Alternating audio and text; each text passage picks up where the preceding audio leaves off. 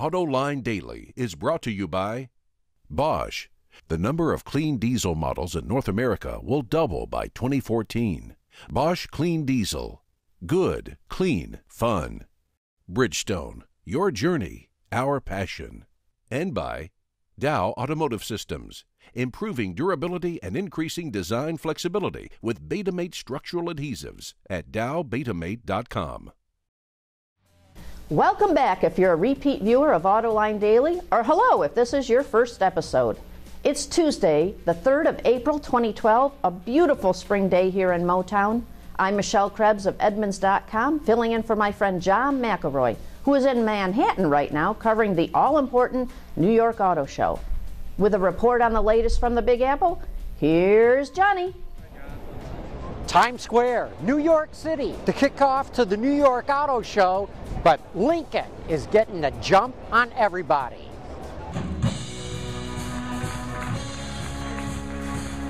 Hey, this is a stunning MKZ, and it's going to compete on every aspect. It's got a refined and engaging drive experience and intuitive technologies to match. But Lincoln knows it's not just about the hardware, it's about how you treat the customer. Well, first, I think luxury customers are interested in something new, frankly, and Lincoln's going to be a great challenger brand. Product, John, you know, our product has to be flawless, but that won't be enough. We have to have the dealership experience competitive.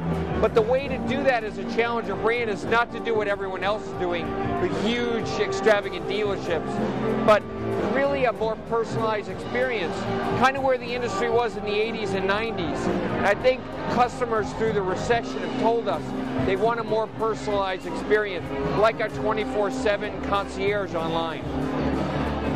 Well, Lincoln was the first out of the block at the New York Auto Show, but we're going to have a whole lot more coming all week long on Autoline Daily. And we look forward to more reports, John. Say, what do you think of that new MKZ? Is it a transformative product for Lincoln? Let us know in the comments section below. Hey, speaking of New York, make sure you check out Autoline After Hours this Thursday evening starting at 6 p.m. Eastern Time. McElroy and the auto extremist, Peter DiLorenzo, will be broadcasting from Katz's Deli, a Manhattan institution. Don't miss it. Anyway, here's what else is going on in the automotive world. The push to increase the amount of ethanol in gasoline took another step forward yesterday. The Environmental Protection Agency approved the first applications for registration of ethanol to produce E15, or gas with 15% ethanol. Automakers have fought the increase, claiming it will damage engines, but the EPA has already done tests and has approved use of E15 in vehicles built in the 2001 model year and after. Last week, we reported Fisker Automotive was scrambling to find more money after the U.S. Department of Energy refused to give it more funds. The company was also embarrassed that the Karma Consumer Reports was testing broke down. But apparently neither of these incidents have scared investors away. Bloomberg reports the company just raised $129 million, which puts its total private investment at more than $1 billion. If you can get past its alien looks, the Nissan Juke is a hoot to drive. With a spunky turbocharged engine and an available manual transmission, it feels more like a sports car than a crossover.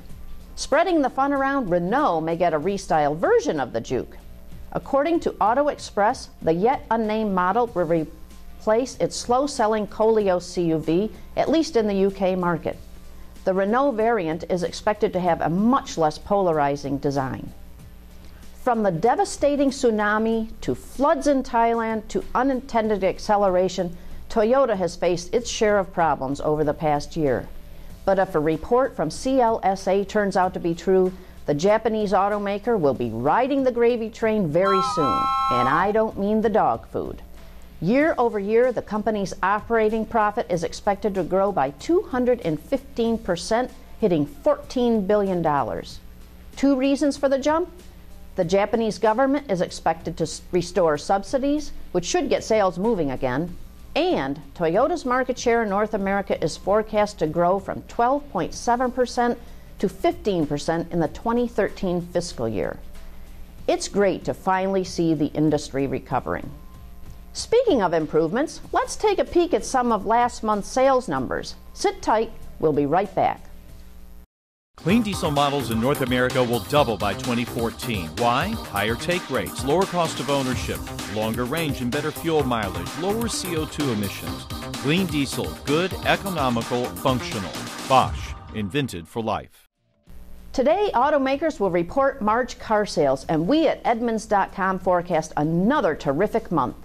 We're looking at March car sales of almost 1.5 million vehicles. That would be a 17% gain from March a year ago and a 26% hike from February, bringing the all-important seasonally adjusted annual rate of sales, or SAAR, to 14.9 million vehicles. Yes, we're about the highest forecast around this month, as we were last month. But even though we were the highest forecast for February, we were still low when the final tally put the February SAAR at a stunning 15 million vehicles. March is always an important industry bellwether, since March traditionally sees the second highest level of sales for the year behind May. What's even more important about this March is it confirms February's robust sales weren't a fluke or just the beneficiary of mild winter weather. Instead, it makes clear we are in a full-blown recovery in auto sales. Pent-up demand caused by years of car owners holding on to their old vehicles at last is being unleashed. More readily available credit to a wider group of buyers also helps. Edmunds' data shows the age of vehicle trade-ins is higher than we've ever seen, while average credit scores for new car buyers are at their lowest level since the first half of 2008. So now we can safely say it out loud. Auto sales are in full recovery. And with that, we have a show. Again, I'm Michelle Krebs, Senior Analyst for Edmunds.com. Thank you for watching Autoline Daily. I'll see you next time.